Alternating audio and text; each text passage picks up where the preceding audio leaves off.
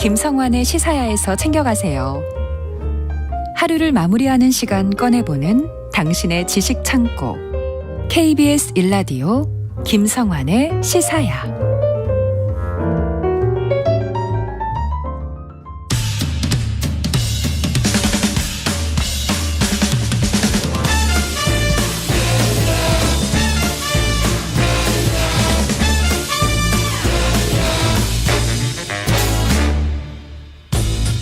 매주 목요일 흥미로운 공연을 소개해드립니다. 일상 속 활력을 찾아내는 시간, 무엇이든 보러 가세요. 공연 제작사랑 안영수 대표 오늘도 역시 함께하겠습니다. 안녕하세요. 예, 안녕하십니까. 봄에 걸맞는 희망을 이야기하는 코너 무엇이든 보러 가세요의 공연 알림이 안영수 인사드리겠습니다. 반갑습니다. 네. 알림이. 네, 알림이. 왜 갑자기 또 귀여운 모드로 가셨어요? 아니 그냥 좀 말이 이쁘지 않습니까? 공연을 알려드린다. 그럼 굉장히 좋죠. 네, 게다가 희망을 얘기한다. 괜찮지 않습니까? 오늘 딱 그 스튜디오에 들어오시자마자 마이크 위치부터 이렇게 바로 잡으셨는데 예. 뭔 일이 있어요? 옷도 굉장히 멋있게 입으셨고. 오늘 방금 전에 저희 공연하고 나서요. 네. 관객들이랑 행사를 하나 간단하게 하고 와갖고 괜히 한참 업이 돼서 들어왔습니다. 그 업대로 오늘 예. 한번 좀 해보도록 하죠. 네네네. 자, 그러면 오늘 어떤 작품? 여기 인사말에 뭔가 힌트가 있을 것 같은데요. 네, 제가 희망을 말씀드렸었는데 네. 아주 직관적인 공연 하나 갖고 왔어요. 희망요? 예, 희망. 영어로 호프. 뮤지컬 호프라는 작품 갖고 왔습니다. 호프. 예. 호프, 희망. 예. 어떤 내용일지 궁금한데요? 예, 그것도 또 희망이에요? 내용도? 그 내용도 결과적으로는 희망인데 네. 아마 제 얘기 듣고 포스터나 이렇게 이미지 같은 거 찾아보시면 네. 포스터가 그 느낌이 희망 밝거나 막 이렇게 화사하거나 이런 느낌이 아니라 좀 묵직한 느낌의 그런 포스터가 있거든요. 그래요? 예. 그래서 이런 작품이기 때문에 좀 오늘 자세한 설명이 좀 필요할 것 같은데. 약간 반전이 있을 것 같은 느낌? 네, 그렇죠. 예. 예. 사실은 이 작품의 내용을 말씀드리는 것보다 이 작품이 나름 얼마나 대단한지를 네. 말씀을 먼저 드리는 게 괜찮을 것 같은데 괜찮겠죠? 네네. 예. 제가 이 작품 뮤지컬 호프의 제작 과정이랑 예. 이 작품의 성과를 좀 말씀드리고 싶은데요. 네. 2019년 얼마 안 됐습니다. 2019년에 우리나라에서 선보였던 작품들 중에서 네. 평론가들한테 가장 좀 돋보였던 작품이라는 평가를 받는 작품이에요. 네. 이 작품이 창작산실이라고 네, 네. 창작 지원 프로그램을 통해서 개발된 작품이거든요. 예. 관객한테 처음 선보였던 작품인데, 근데 이제 이 보통 창작산실이라는 프로그램을 통해서 처음에 선보일 때는 이제 보통 이제 트라이아웃 이렇게 돼서 정식 공연이 아닌 바로 그 전의 공연 이렇게 트라이아웃 개념으로 제작사도 생각을 하고 관객들도 생각을 해요. 그래서 네. 티켓 금액도 살짝 할인도 좀 있고, 그 다음에 이제 좀 어느 정도 시간을 거쳐서 부족한 점을 보완한 뒤에 정식 공연을 올리게 돼 있어요. 근데 처음 공연을 시작할 때는 네. 그러니까 본격적인 공연이 아니라 네. 일단 시범 공연 같은 그렇죠. 그런 느낌으로 해서 네. 좀 더 저렴하게 사람들이 볼 수 있도록 네, 여러 맞습니다. 가지 네. 한 다음에 와 이거 반응 좋아. 네. 그러면 이제 본격적으로 본 공연으로 그냥. 예, 그리고 좀 아쉽다는 얘기가 있으면 살짝 보완도 하기도 하고. 그런데 이 호프라는 작품은 창작산실에서 선정된 이후에 첫 번째 공연을 할 때부터 예. 정식 공연, 바로 트라이아웃 다음에 하는 정식 공연의 대관 일정을 미리 확정을 시키고 공연을 준비했었어요. 그 정도로 괜찮은 공연으로 평가를 받았어요. 네, 그래서 저희 같은 사람들은, 특히 저 같은 사람은 이제 공연 볼 때 얘네 무슨 생각으로 이렇게까지 하지? 이런 생각을 했었거든요. 공연 보러 갈 때. 겁도 없이. 네. 간도 크네. 이거 했는데 만약에 네. 망작이라는 소리를 듣거나 아쉽다는 소리를 들으면 어떻게 하려고. 네. 그런데 공연을 딱 봤는데 네. 이래서 이랬구나. 이렇게 생각이 들 정도로 처음부터 거의 완벽에 가까운 텍스트를 만들어 놓고 공연을 준비했더라고요. 아니, 제작사 대표가 딱 공연 봤는데 와 이래서 그랬구나 이렇게 네. 얘기할 정도면 뭐. 메시지도 그렇고 소재도 그렇고 노래도 그렇고 드라마도 네. 그렇고 네. 너무 훌륭한 거예요. 거기에 저 혼자만의 감상평일 수도 있으니까. 그런데 그래도 뭐 제작사 대표가 바라보는 시각 정도면은 완성도가 높다 이렇게 판단할 정도면은 공연 많이 보셨으니까. 맞습니다. 네, 공연 자체 기본적으로 짜임새 있고 예, 잘 다듬어지고 맞습니다. 그리고 관객들을 감동시키거나 뭐 어떤 형태든 간에 예. 관객들의 마음을 움직일 만한 요소를 갖고 있다 이렇게 봐야 되겠네요. 배우들의 연기력도 출중하고요. 근데 이제 저 혼자 그렇게 생각했을 수도 있을 텐데 결과적으로는 이제 당시에 있었던 시상식 2019년에 처음 선보였는데 예. 2019년에 당시에 있었던 시상식 예그린 뮤지컬 어워즈나 한국 뮤지컬 어워즈에서 네. 뭐 작품상, 극본상, 연출상 그리고 여우주연상 뭐 등등 해갖고 11개 부분에 수상을 해요. 거의 싹쓸이 했다고 해도 과언이 아닌 것 같은데. 예, 그럼 거의 독보적이었다고 네. 생각하셔도 될 것 같습니다. 그래서 이 작품이 주는 메시지도 그렇고 예. 배역, 그러니까 캐릭터를 활용하는 방법도 그렇고 공연이 갖고 있는 내용, 기본적인 내용도 그렇고 게다가 이제 이 호프라는 게 에바 호프라는 역할 이름이거든요. 네. 호프를 연기한 배우의 연기력이랑 노래도 정말 대단했거든요. 그래서 관객들도 당연히 많이 찾게 됐고 창작 초연에 94% 정도의 유료 관객 점유율을 기록해서 대단하네요. 돈도 벌고 상도 받고 이런 작품이 된 거죠. 네. 대표 입장으로서 보기에는 엄청나게 부럽고. 네. 제가 시샘하는 포인트예요. 네. 자, 그럼 이렇게 부러움을 산 네. 호프란 공연 네. 어떤 스토리를 가지고 있나요? 이제 작품의 줄거리를 제가 말씀을 좀 드리면 될 것 같습니다. 네. 요 지금 배역 이름들이 굉장히 많이 나오거든요. 그래서 네. 좀 잘 집중해서 들어주셔야 돼요. 네. 일단 에바 호프라는 인물이 그게 주인공이에요. 이 인물에 대한 이제 그 배경을 쭉 말씀드릴 텐데 네. 베스트셀러 작가였었던 베르트라는 인물이 있습니다. 네. 근데 이제 이 베르트가 동경하는 또 다른 인물이 있거든요. 작가, 천재적인 작가. 네. 이 작가가 요제프라는 사람인데요. 이 요제프라는 사람은 어디에도 속하지 못한 채 항상 절망 속에서 글을 쓰거든요. 이런 대단한 능력을 이 베르트라는 사람이 동경하고 있었던 거죠. 예. 근데 이 요제프가 자신의 원고를 태워달라고 이 베르트한테 말을 남기면서 요절하게 돼요. 아, 네. 내 거 내가 그동안 썼는데 태워줘. 그리고 건네줬다는 그렇죠. 거죠. 그리고 죽었어요. 네, 그 원고를 요제프가 베르트한테 준 거죠. 예. 이제 베르트는 요제프의 재능을 지키기 위해서 그 원고를 소중히 다룹니다. 그러다가 그때 당시에 시대적인 배경이 독일이 체코를 점령하면서 이제 시작된 2차 세계대전 때였거든요. 네. 이때 이 베르트가 이 원고를 지키긴 해야 되는데 전쟁에 나가야 되니까는 자신의 연인이었던 말이라는 사람한테 네. 이 원고를 맡기면서 다시 꼭 만나서 자기가 찾아올 거니까 잘 맡아달라고 약속을 하면서 떠나요. 그럼 결국 이제 그 원고는 마리한테 간 거죠. 네. 예, 예. 이제 이제부터 마리의 또 이야기인데요. 네. 이 마리라는 인물은 이제 전쟁통이니까 막 피난 속에서도 이 베르트와의 약속을 지키기 위해서 네. 원고를 너무 소중하게 지켜요. 너무하다 싶을 정도로. 네. 그런데 이 마리의 모습을 지켜보고 있는 사람이 있는데 그 사람이 바로 마리의 딸인 호프인 거예요. 에바 호프. 네. 예.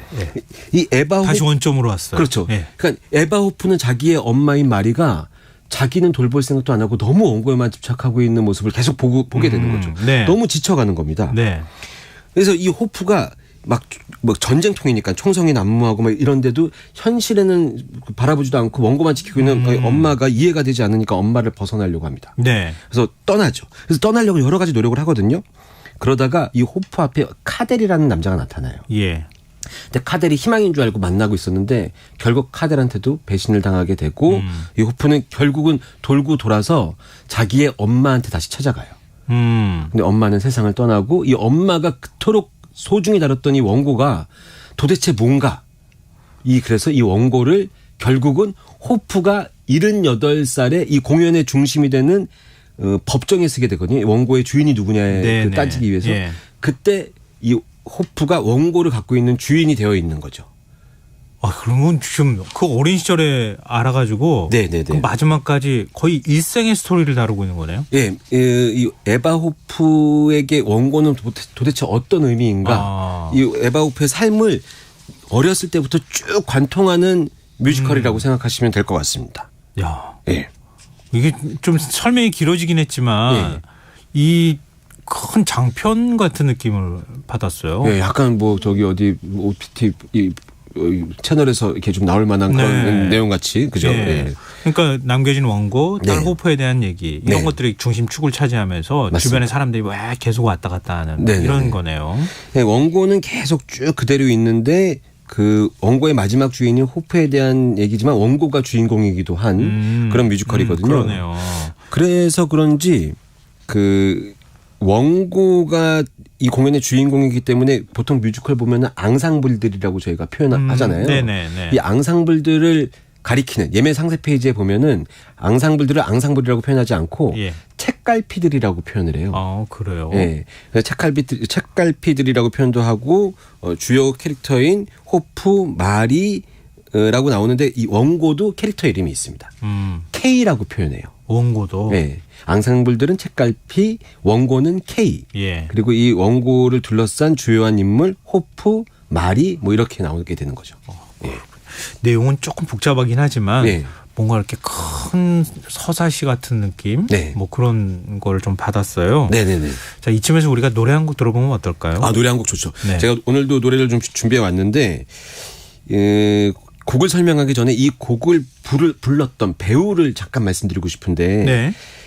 이 작품으로 여우주연상 아까 받았다고 제가 말씀드렸는데 이 여우주연상 수상한 배우거든요. 예. 김선영이라는 배우예요. 네네. 혹시 들어보셨는지 모르겠는데 네. 위키드도 했었고 지킬의 나이트도 했었고 유명한 뮤지컬도 많이 출연했었던 배우분이시고요. 제가 공연일을 시작했던 시기니까 90년대부터 우리나라에 노래 잘 부르는 뮤지컬 여배우 네. 이렇게 얘기하면 항상 들어갔었던 이름 중에 한 명이 김선영 배우입니다. 네.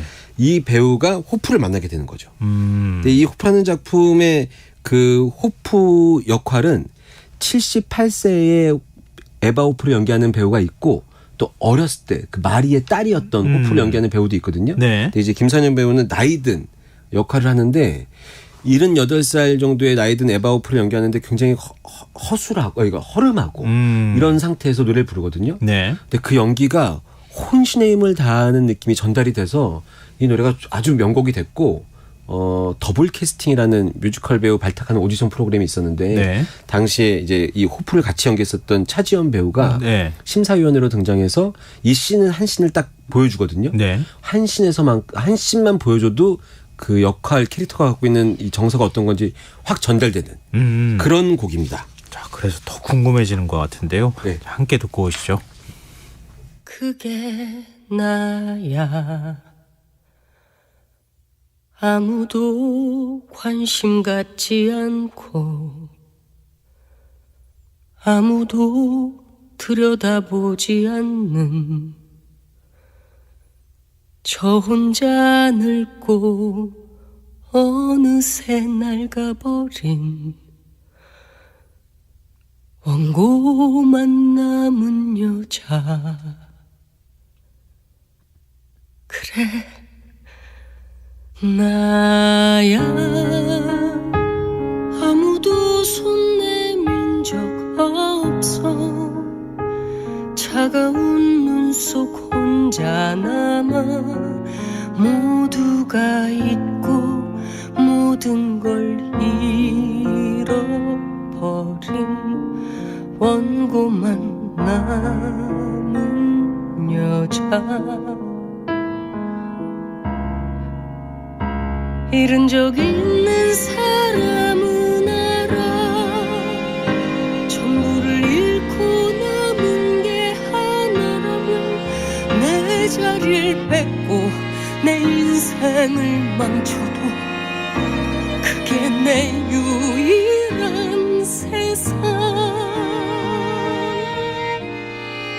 아무도 관심 갖지 마 이제와 들여다보지도 마. 나 혼자 늙고 어느새 낡아 이젠 원고만 남았어. 나 잃어본 적 없는 사람은 몰라 전부를 잃고 남은 게 하나라면 그 하나를 위해 나 전부를 걸어.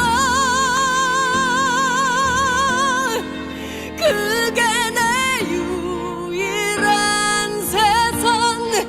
그게 내 유일한 일상. 내가 쉴 곳 내 집이니까.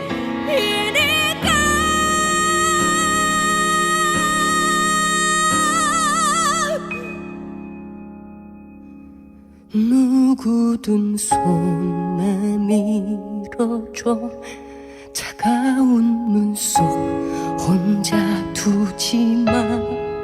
살아도 된다 잘 견뎌 왔다고 나.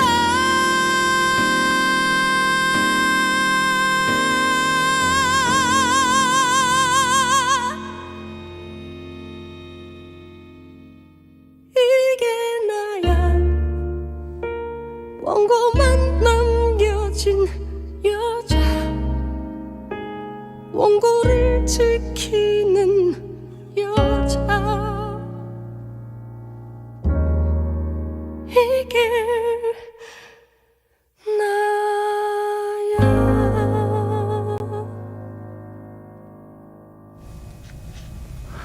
뮤지컬 호프의 동명의 넘버 호프 김선영 배우 목소리로 들어봤습니다. 청취자 최지영님께서요. 너무 슬프잖아요. 뮤지컬 캐치의 메모리가 떠오르기도 하네요. 이렇게 네. 문자를 주셨어요. 메모리 대단한 넘버죠. 네. 하지만 호프 오늘은 호프.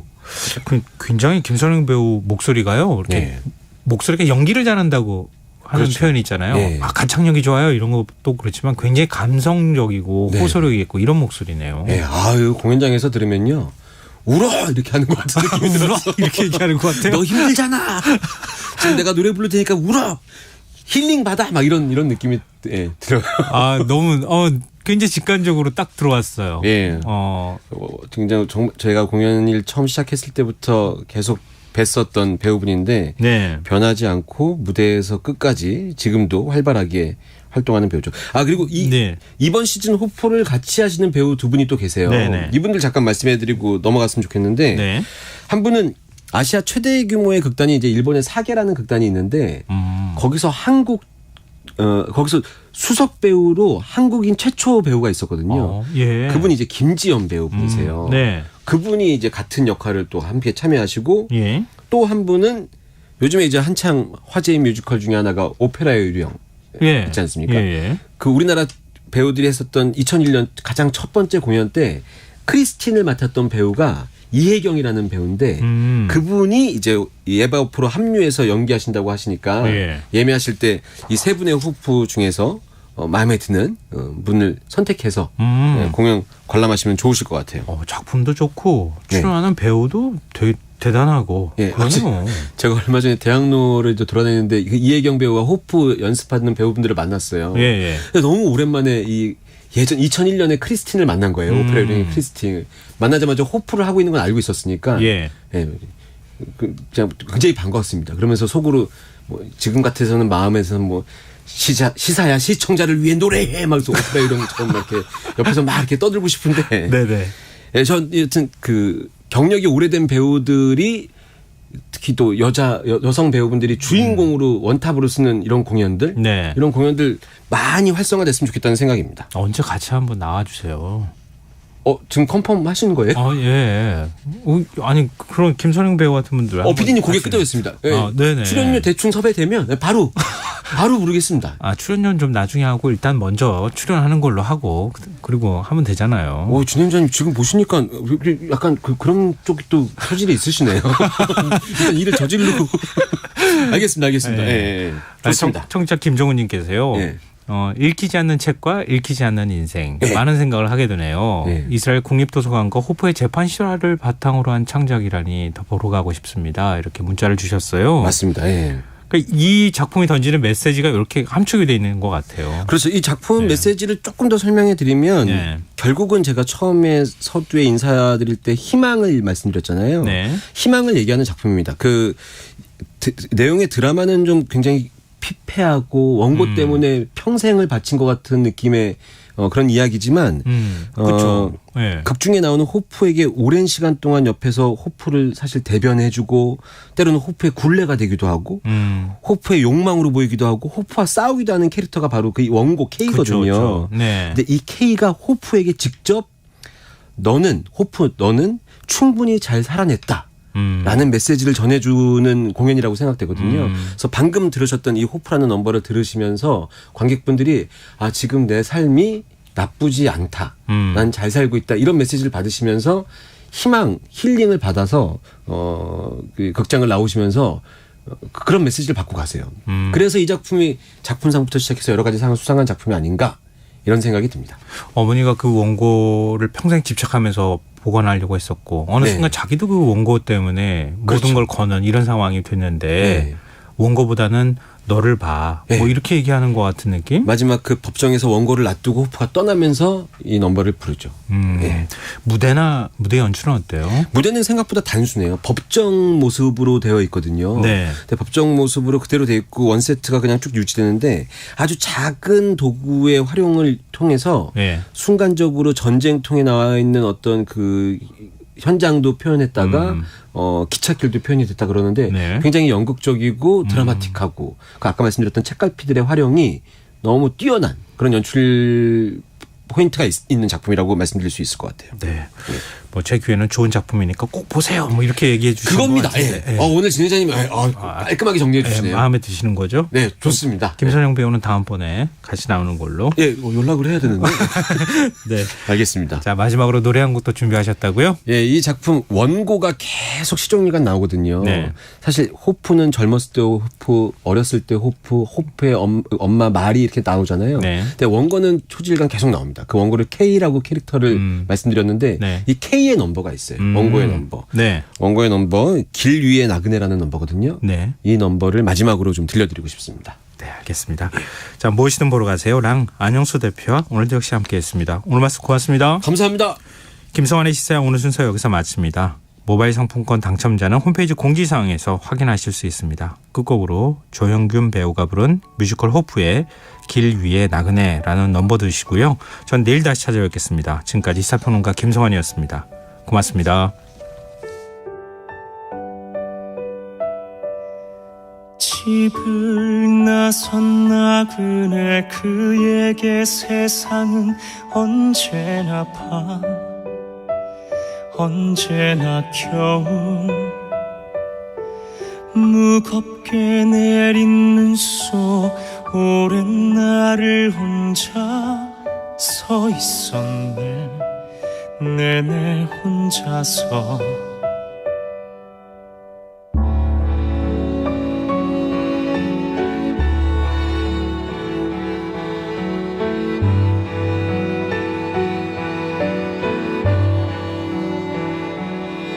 춥고 어둡던 그날 코트와 모자 신발을 뺏긴 무서웠던 밤 오랜 시간이 흘러 이제 남은 건 막연한 절망 차오른 원망 집을 나선 나그네 그에게 세상은 언제나 밤 언제나 겨울 봄이 오지 않아 얼어붙은 세상을 누구도 손잡을 수 없네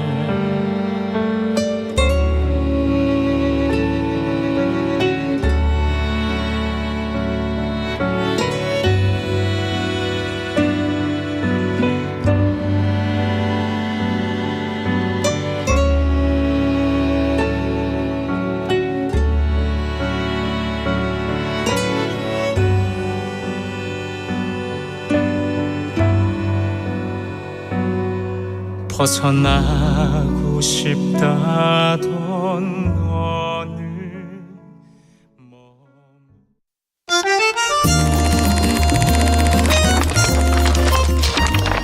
이다혜의 영화관, 정여울의 도서관.